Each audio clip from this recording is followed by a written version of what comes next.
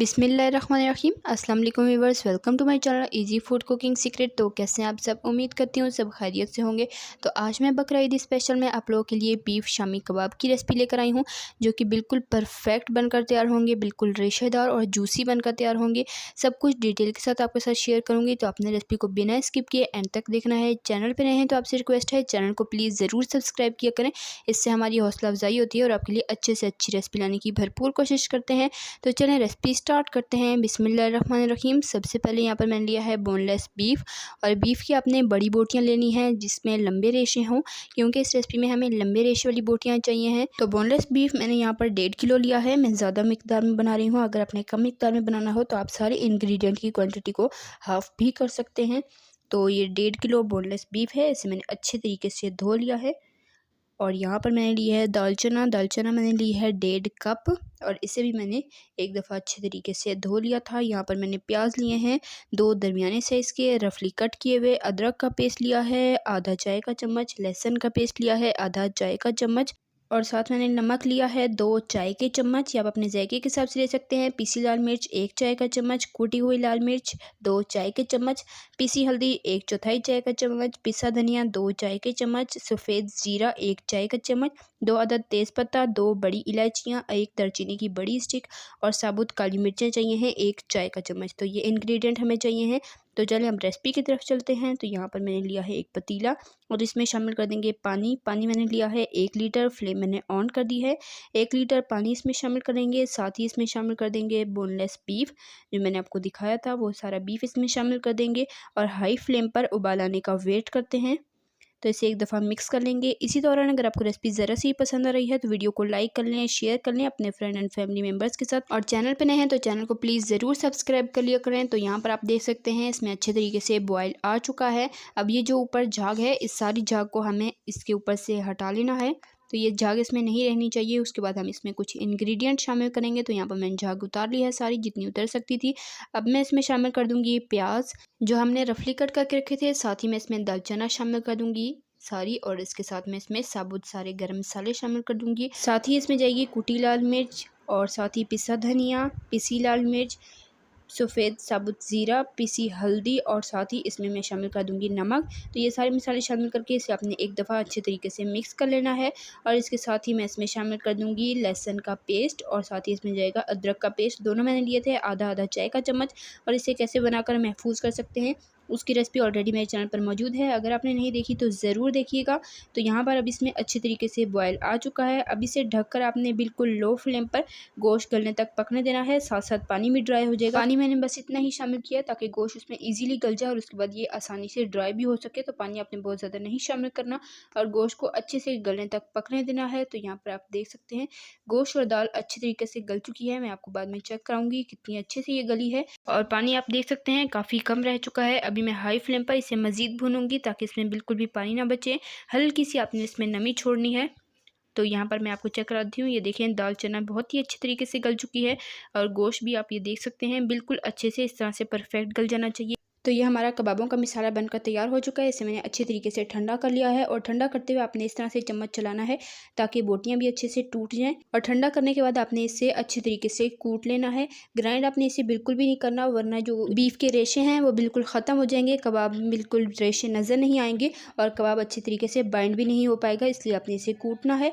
तो यहाँ पर मैंने इसे अच्छे तरीके से कूट लिया है, और आप ये देख सकते हैं बिल्कुल स्मूथ सा ये हमारा मिक्सचर तैयार हो चुका है।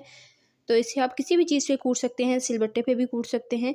तो ये इस तरह का होना चाहिए। और नमी आपने देख ली थी कि कितनी हमने इसमें छोड़ी थी, बिल्कुल भी ज़्यादा नमी ना हो वरना आपके कबाब टूट सकते हैं। अब यहाँ पर मैं इसमें शामिल कर दूँगी हरी मिर्चों का पेस्ट 2 चाय के चम्मच, और हरा धनिया मैं शामिल करूँगी यहाँ पर 2 मुट्ठी के जितना। हरा धनिया मैंने इसमें अच्छा खासा लिया है, और उसके बाद आपने इसे अच्छे तरीके से मिक्स कर लेना है। तो मैं यहाँ पर हाथों की मदद से मिक्स कर रही हूँ ताकि ये अच्छे तरीके से मिक्स हो जाए। तो ये हमारा मिक्सचर रेडी हो चुका है। अब हमने कबाब बनाना शुरू कर देने हैं। तो यहाँ पर इस तरह से आपने लेना है। साइज़ आप अपनी मर्ज़ी के हिसाब से ले सकते हैं, छोटा बड़ा जितना आपको चाहिए हो। तो इस तरह से आपने पहले एक बॉल बना लेनी है, फिर हाथ पर आपने इस तरह से इसको प्रेस करते हुए इसकी शेप बना ली। बहुत ही ईजिली इसकी शेप बन जाएगी। और ये आप देख सकते हैं इसका मिक्सचर बिल्कुल इस तरह से ड्राई होना चाहिए। तो ये हमारे कबाब इस तरह से बन चुके हैं। सेम इसी तरीके से बाकी के भी सारे कबाब बनाकर रेडी कर लेते हैं और उसके बाद मैं आपको दिखाती हूँ इसका फ्राई करने का तरीका और इसे महफूज करने का तरीका भी मैं आपके साथ शेयर करूँगी। इसी दौरान अगर आपको रेसिपी ज़रा सी भी पसंद आ रही है तो वीडियो को लाइक कर लें, शेयर कर लें अपने फ्रेंड एंड फैमिली मेम्बर्स के साथ। चैनल पर नए हैं तो आपसे रिक्वेस्ट है चैनल को प्लीज़ ज़रूर सब्सक्राइब किया करें, इससे हमारी हौसला अफजाई होती है और आपके लिए अच्छे से अच्छी रेसिपी लाने की भरपूर कोशिश करते हैं। तो यहाँ पर मैंने सारे कबाब बना लिए हैं। तो यहाँ पर मैंने इस तरह से एक थाल लिया है और इसमें मैंने इस तरह से कबाब फैला दिए हैं। इसको आपने डायरेक्ट फ्रीज़र में रखना है महफूज करने के लिए और जैसे ही ये जम जाएं, अच्छे से सेट हो जाएं, फिर आपने इसे एहतियात से उतार कर किसी भी डब्बे में डालकर तो महफूज कर लेना है। ये 6 महीने तक इजीली महफूज करके आप रख सकते हैं, बिल्कुल भी ख़राब नहीं होते। अब यहाँ पर मैंने लिए हैं 2 अदद अंडे। इसमें शामिल करूँगी चौथाई चम्मच नमक का और चौथाई चम्मच पिसी लाल मिर्चों का और इसे अपने फोक की मदद से अच्छे तरीके से फेंट लेना है। नमक मिर्च इसमें अच्छे से मिक्स हो जानी चाहिए। उसके बाद आपने एक कबाब लेना है और इसे इस तरह से अंडे में डिप करके तो आपने इसे फ्राई करना है। पैन में मैंने ऑयल हस्ब ज़रूरत शामिल कर लिया था 1-2 टेबल स्पून और इसे मैंने अच्छे से गर्म कर लिया है। अब इसी तरीके से अंडे में कोट करते हुए सारे कबाब फ्राई कर लेंगे अच्छे से। तो कबाब फ्राई करने के लिए ऑयल को पहले आपने दरमियानी आंच पर गर्म कर लेना है और उसके बाद फिर आपने इसमें कबाब शामिल करने के बाद मीडियम फ्लेम पर इसे पकने देना है एक साइड से तकरीबन 2 से 3 मिनट के लिए और फिर आपने साइड चेंज करके दूसरी साइड पर भी इसे 2 से 3 मिनट के लिए पकाना है। बहुत ज़्यादा टाइम नहीं लगेगा क्योंकि ऑलरेडी हमारा मिक्सचर पक चुका है। तो बस हमें इस पर अच्छे से कलर लाना है और जो हमने अंडा कोट किया था उसे अच्छे से पकाना है। तो ये तकरीबन 5 से 6 मिनट में कबाब हमारे अच्छे से फ्राई हो जाएंगे। तो ये देखें एक साइड पे तकरीबन 3 मिनट हुए हैं।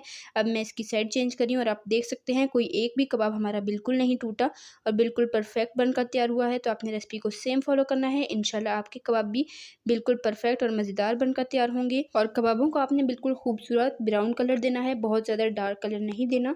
तो ये आप देख लें इस तरह का कलर होना चाहिए। माशाल्लाह से बहुत ही खूबसूरत लग रहे हैं और ये हमारे कबाब बनकर तैयार हो चुके हैं। दोनों साइड से मैंने इसे तकरीबन 5 से 6 मिनट पकाया है और ये आप देख लें जो जो पकता जाएगा आपने निकालते जाना है और अगर जगह बने तो आप इसमें और भी शामिल कर सकते हैं। तो ये देखें ये बन चुका है। इस तरह से मैं निकाल लेती हूँ और डिश आउट करती हूँ और आपको दिखाऊंगी इसकी फाइनल लुक। फाइनल लुक को आपने बिल्कुल भी मिस नहीं करना है, इंशाल्लाह बहुत ही मज़ेदार होने वाली है।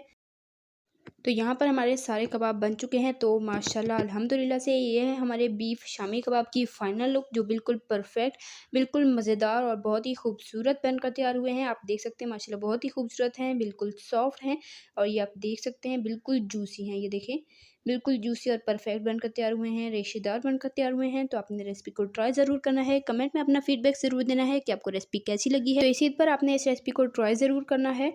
तो टेस्टी यमी रेसिपीज़ के लिए, रमज़ान स्पेशल रेसिपीज़ के लिए, बकरा ईद स्पेशल रेसिपीज़ के लिए, चाइनीज़ रेसिपीज़ के लिए, डिज़र्ट रेसिपीज़ के लिए मेरे चैनल के वीडियो सेक्शन में जाएँ, आपको हर तरह की मज़ेदार सी रेसिपीज़ मिल जाएंगी। ज़रूर देखिएगा। इंशाल्लाह फिर मिलेंगे नेक्स्ट रेसिपी में। तब तक के लिए अल्लाह हाफ़िज़। अपना रखिएगा बहुत सारा ख्याल, दुआ में याद रखिएगा। अल्लाह हाफ़िज़।